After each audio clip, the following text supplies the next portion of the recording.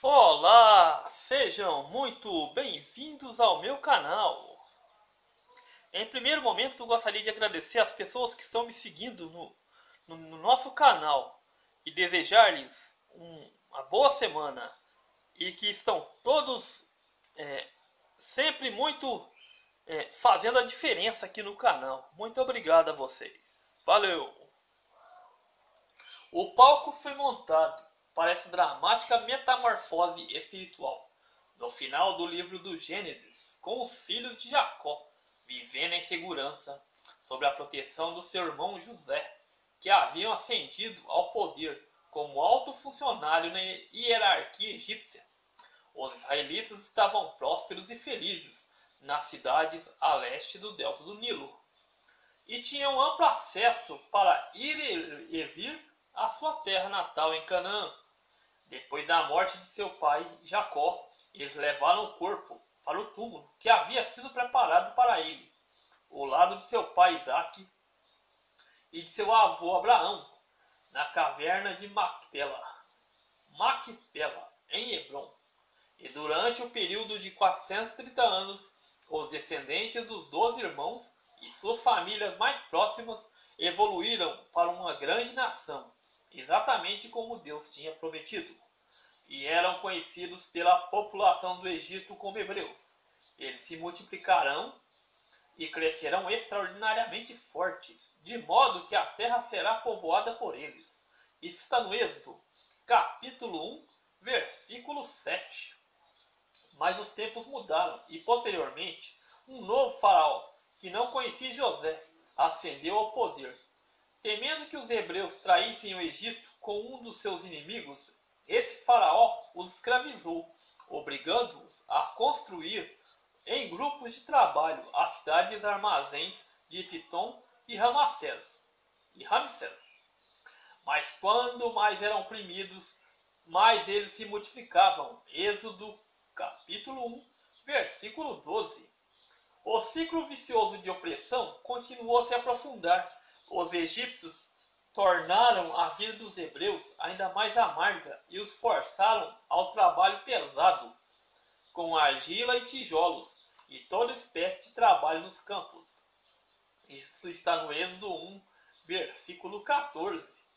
Temendo a explosão da população desses perigosos trabalhadores imigrantes, Faraó ordenou que todos os recém-nascidos hebreus do sexo masculino fossem afogados no Nilo. Ainda assim, essa medida desesperada acabou se convertendo em um instrumento para a libertação dos hebreus. Uma criança da tribo de Levi, colocada à deriva numa cesta de junco, foi encontrada adotada por uma das filhas do faraó. A criança, um menino, recebeu o nome de Moisés, da raiz hebraica tirado da água, e foi educada na corte real. Anos mais tarde, quando Moisés estava crescido e se tornando homem, ele viu um capataz egípcio açoitando um escravo hebreu, e seus sentimentos mais profundos afloraram. Ele matou o capataz e escondeu seu corpo na areia. Temeroso das consequências de seu ato, Moisés fugiu para o deserto, para a terra de Madiã, onde passou a levar outra vida, como um nômade, e foi durante o percurso de sua caminhada como pastor solitário, perto de Horebe, a montanha de Deus, que ele recebeu a revelação que mudaria o mundo. Das chamas brilhantes e ardentes de uma sarça no deserto que queimava, mas não se consumia.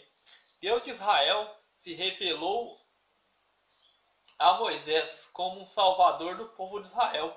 Ele proclamou que os libertaria de seus capatazes e que os conduziria para uma vida de liberdade e de segurança na terra prometida. Deus se identificou como o Deus de Abraão, de Isaque e de Jacó. Naquele momento também revelou a Moisés seu nome misterioso e místico, que é YHWH, Jireh-Vadireh. Eu sou quem sou. E Deus ordenou solenemente a Moisés que voltasse ao Egito com a ajuda de seu irmão Arão, a fim de confrontar o faraó com a demonstração de milagres e exigir liberdade para a casa de Israel. Mas o coração do faraó estava endurecido e ele respondeu a Moisés, intensificando o sofrimento dos escravos hebreus. Então Deus instruiu Moisés a ameaçar o Egito com uma série de pragas terríveis. Se o faraó continuasse recusando a se responder à injunção divina de deixar meu povo partir. Êxodo capítulo 7, versículo 16. O faraó não cedeu e a água do rio Nilo virou sangue. Sapos, depois mosquitos, depois moscas enxamearam o país inteiro.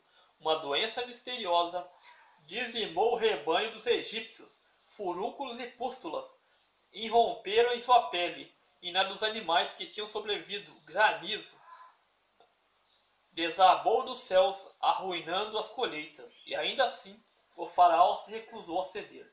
Pragas de gafanhotos e a escuridão caíram então sobre o Egito, e finalmente veio a terrível praga da morte dos primogênitos, dos humanos e dos animais, em toda a terra do